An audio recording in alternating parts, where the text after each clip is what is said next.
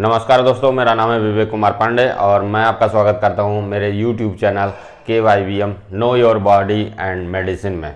दोस्तों, पिछले क्लास में मैंने आपको पढ़ाया था transport of material in and out of the cell, जिसमें मैंने आपका जितने भी आपका ट्रांसपोर्ट प्रोसेसेस थे, kinetic energy transport, transporter protein transport या आपका ट्रांसपोर्ट इन वेसिकल्स, उन प्रोसेसेस के थ्रू होने वाले वेरियस सब्सटेंसेस कौन कौन से प्लाज्मा मेम्ब्रेन के अंदर या बाहर जाते हैं, उसको मैंने आपको समराइज एक टेबल बना करके दिखाया है।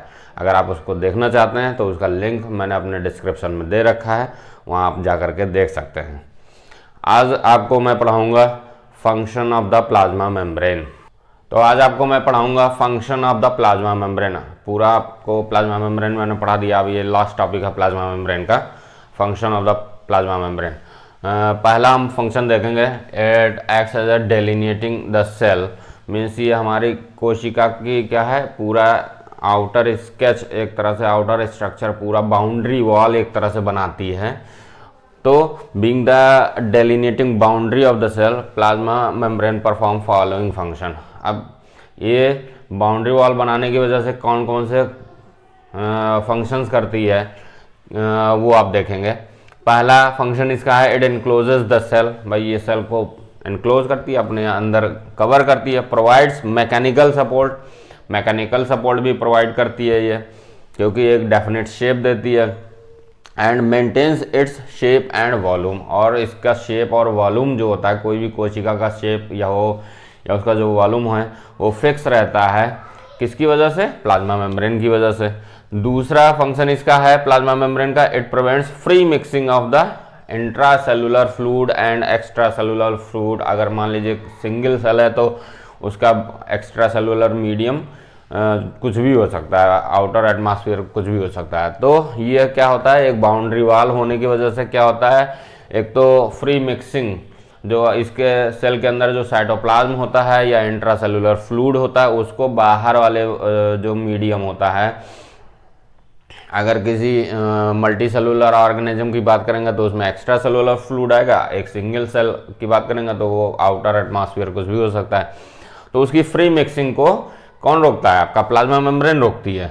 अगला फंक्शन हम देखेंगे तो it protects the cellular contents from invasion of the pathogenic microbes. भाई हमारे प्लाज्मा मेम्ब्रेन चूंकि क्या है, बाउंड्री वॉल बना रही है, तो ये कोई भी जो भी पैथोजेनिक माइक्रोब्स होते हैं, बैक्टीरिया हो गया, वायरस हो गया, इनको आराम से, आसानी से कोशिका के अंदर घुसने नहीं देती है, उसको रोकती है। And ill effects of antigens, जो भी आपके हार्मफुल सब्सटेंसेस होते हैं, पॉइजनस सब्सटेंसेस होते हैं, वे एंटीजेंस, उनकी जो भी हानिकारक प्रभाव होते हैं, उससे सुरक्षा करते हैं हमारी कोशिका के। ठीक है। एंड एनवायरमेंटल चेंजेस, जो भी आपके एनवायरमेंट में चेंजेस होते हैं, लाइक आपका टेम्परेचर में चेंज हो गया, पीएच में चेंज हो जाए, प्रेशर में चेंज हो जाए, या केमिकल कंपोजिशन में कोई चेंज हो जाए हमारा आउटर एटमॉस्फेयर में, उस चेंजेस के प्रति हमारे सेल की सुरक्षा कौन करता है? वो हमारी प्लाज्मा मेम्ब्रेन ही करता है। इसके अलावा it allows growth, movement and change in the shape of the cell. ये हमारी कोशिका जो है, अगर मल्टी सेलुलर है तो उसमें लगातार हमारा सेल डिवीजन होता रहता है, ग्रोथ होती रहती है।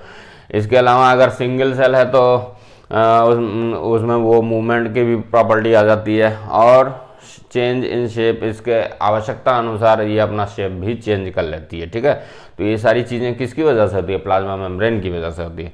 It quickly heels by self ceiling when torn और पंक्चर्ड। ये मैंने आपको बताया था जब हम प्लाज्मा मेम्ब्रेन को डिटेल में पढ़ा रहे थे कि इसमें क्या होता है, चूँकि फ्लूइड नेचर होता है आपकी फास्फोलिपिड जो मेम्ब्रेन होती है उसका फ्लूइड नेचर होने की वजह से क्या होता है कि उसमें जैसे ही कोई वो फटती है या पंक्चर होती है तो उसमें सेल्फ सीलिंग की प्रॉपर्टी होती है प्लाज्मा मेम्ब्रेन में।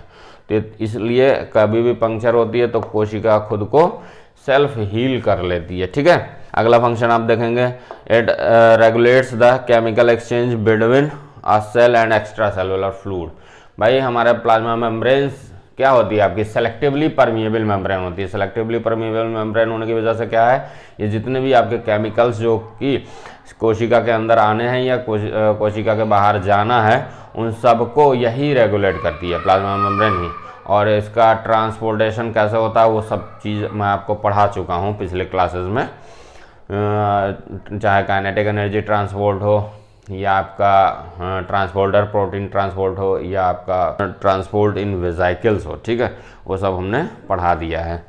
तो इस तरह से ये बहुत जितने भी आपके केमिकल्स के एक्सचेंज होते हैं वो सब किसके थ्रू होते हैं, आपके इस प्लाज्मा मेम्ब्रेन के थ्रू ही होते हैं। अगला फंक्शन आप देखेंगे प्लाज्मा मेम्ब्रेन का कि it receives external signal and mediating cellular responses.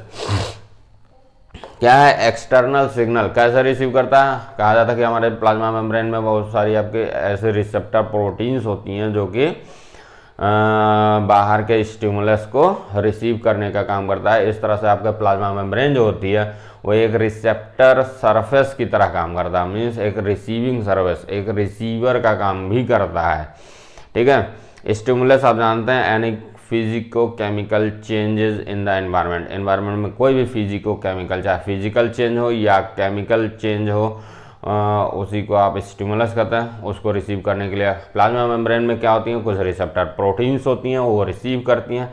अब रिसीव कर दिया है, अब वो स्टिमुलस किस प्रकार का, हानिकारक है या कुछ अलग तरह का है, वो क्या करेगा, वो हमारी कोशिका के जो स्टेडी स्टेट है यानी होम्योस्टेसिस है उसको बिगाड़ने का काम करता है।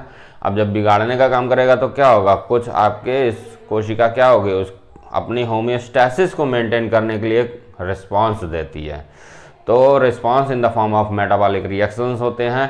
वो मेटाबॉलिक रिएक्शंस के बहुत सारे जो एंजाइम्स होते हैं, मैक्सिमम एंजाइम्स आपके जो होते हैं वो प्लाज्मा मेम्ब्रेन के ही सरफेस पे मौजूद होते हैं, प्लाज्मा मेम्ब्रेन में ही होते हैं। तो इस तरह से ये प्लाज्मा मेम्ब्रेन ही आपका मीडिएटिंग सेलुलर रिस्पॉन्सेज, ये एक तरह से सेलुलर रिस्पॉन्सेज के लिए भी रिस्पॉन्सिबल होती है प्लाज्मा मेम्ब्रेन, ठीक है। अगला इसका फंक्शन हम देखेंगे, it mediate the cell to cell recognition and interactions. मैंने आपको पढ़ाया था जब structure of the plasma membrane, तो आपको बताया था कि ग्लाइकोकैलिक्स एक हमने बताया था, जो हमारी ग्लाइकोप्रोटीन्स और जो ग्लाइकोलिपिड्स होते हैं उनकी जो ओलाइगोसैकेराइड होती है, ओलाइगोसैकेराइड्स होती हैं, वो क्या बनाती हैं, प्लाज्मा मेम्ब्रेन के ऊपर एक थिक कोटिंग शुगर की बना लेते हैं। शुगर कोट, ओलाइगोसैकेराइड क्या है आपका, शुगर ही तो है, तो एक थिक शुगर कोट आपका बना लेता है जिसको हम क्या बोलते हैं, ग्लाइकोकैलिक्स बोलते हैं या सेल कैलिक्स बोलते हैं। तो उसका काम मैंने बताया था, it acts as a marker, RS act as a signature, ये मार्कर की तरह काम करता है। इसका काम ही है सेल टू सेल रिकॉग्निशन का, ठीक है। एक कोशिका को दूसरी कोशिका से पहचानती है। और इसको एक्सपेरिमेंटली भी आपका एक साइंटिस्ट थे 1907 में, एच.वी. विल्सन साहब थे 1907 में।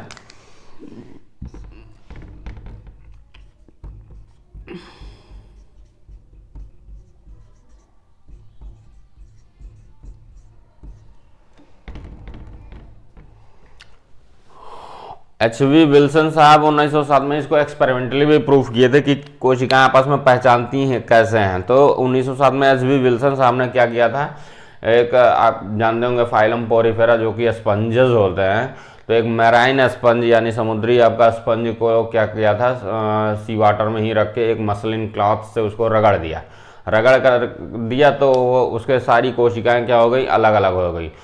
उसके बाद उसको छोड़ दिया, कुछ देर बाद उन्होंने देखा वो कोशिकाएं फिर एक दूसरे से एग्रीगेट होकर के फिर से स्पंज बना लेती हैं। मीन्स वो कोशिकाएं क्या होती हैं, अलग होने के बाद भी जब नज़दीक आती हैं तो एक दूसरे को पहचान जाती हैं, रिकॉग्नाइज कर लेती हैं। कैसे करती हैं, that is because of the glycocalyx which is present on the plasma membrane, जो कि प्लाज्मा मेम्ब्रेन में मौजूद जो ग्लाइकोकैलिक्स होती है उससे पहचान लेती हैं और वो रिकॉग्नाइज कर लेती हैं, और इस तरह से ये एक दूसरे से इंटरेक्शन भी करती हैं, ठीक है। आपको बताया था ग्लाइकोकैलिक्स इसी की वजह से आपका जो ब्लड ग्रुपिंग होती है या जो कैंसरस सेल्स होती हैं, ये सब चीज़ें उसी की वजह से होता है। अगला फंक्शन आपका प्लाज्मा मेम्ब्रेन का होता है, it facilitate increase in the surface area and cell movement and migration. भाई ये सरफेस एरिया भी, हमारी जो प्लाज्मा मेम्ब्रेन होती है वो सरफेस एरिया भी जहाँ ज़रूरत होती है बढ़ाने के लिए तो वो बढ़ा लेती है। जैसे आप बहुत अच्छा एग्जांपल आपके शरीर में हम देखेंगे कि हमारे जो लंग्स होते हैं, लंग्स में हमने स्ट्रक्चर देखा जो स्मॉलेस्ट सैक लाइक स्ट्रक्चर होता है that is known as alveoli. तो वहाँ पर क्या होता है, बहुत सारे इस तरह से क्या होता है, लास्ट एंड पर देखते हैं तो इस तरह से ऐसे लगे होते हैं, इस तरह से स्ट्रक्चर छोटे छोटे बन जाते हैं। तो ये जो इस तरह से सरफेस एरिया इसका बढ़ जाता है। या आपके अगर इंटेस्टाइन की बात करा जाए, स्मॉल इंटेस्टाइन में, तो उसमें क्या होता है, जो प्लाज्मा मेम्ब्रेन होती है वो कोशिकाओं की इस तरह से फिंगर लाइक प्रोजेक्शंस आपके कर देती है, जिसको आप क्या बोलते हैं, माइक्रोविलाई कहते हैं। तो इससे क्या होता है, सरफेस एरिया बढ़ जाता है। अब यहाँ लंग्स में सरफेस एरिया बढ़ने का फायदा क्या हुआ, हम ज़्यादा से ज़्यादा ऑक्सीजन एब्जॉर्ब कर लेंगे। यहाँ इंटेस्टाइन में सरफेस एरिया बढ़ने का फायदा क्या हुआ कि यहाँ पर जो फूड हमारा डाइजेस्ट हो गया है उसके मैक्सिमम न्यूट्रिएंट्स को हम सरफेस एरिया बढ़ने की वजह से एब्जॉर्ब कर लेते हैं। तो सरफेस एरिया बढ़ाने का मेन मकसद यही होता है कि हम ज़्यादा से ज़्यादा चीज़ें एब्जॉर्ब कर सकें, ठीक है। तो सरफेस एरिया बढ़ाने का काम हमारा कौन करता है, यही प्लाज्मा मेम्ब्रेन करती है कोशिका की। इसके अलावा सेल मूवमेंट, बहुत सारी आपकी कोशिकाएं, मान लीजिए आपका यूनिसेलुलर ऑर्गेनिज्म है, तो उसमें क्या होता है, वो कोशिकाओं से ही कुछ स्पेशल स्ट्रक्चर्स आपके डेवलप हो जाते हैं जो कि एज ए लोकोमोटरी अपेंडेजेस का काम करते हैं। फॉर एग्जांपल आप देखेंगे फाइलम प्रोटोजोआ में आपका अमीबा पढ़ते हैं, है ना, फाइलम प्रोटोजोआ में अमीबा पढ़ते हैं। अमीबा में कौन सा लोकोमोटरी अपेंडेजेस होते हैं, आपका स्यूडोपोड्स होता है ना। इस तरह से आपका अमीबा ऐसे ऐसे उल्टा सीधा स्ट्रक्चर होता है। तो ये जो लोकोमोटरी अपेंडेजेस बनते हैं इनको क्या बोलते हैं, स्यूडोपोडिया।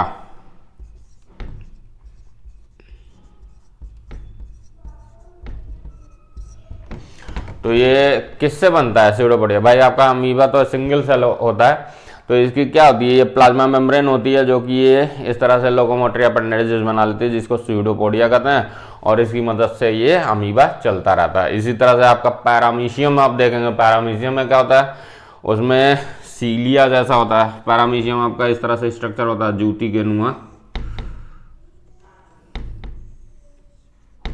और इसमें ऐसे ऐसे क्या होते हैं, सीलिया निकले होते हैं। तो ये भी सिंगल सेल होता है, तो इसमें आपका सीलिया पाया जाता है।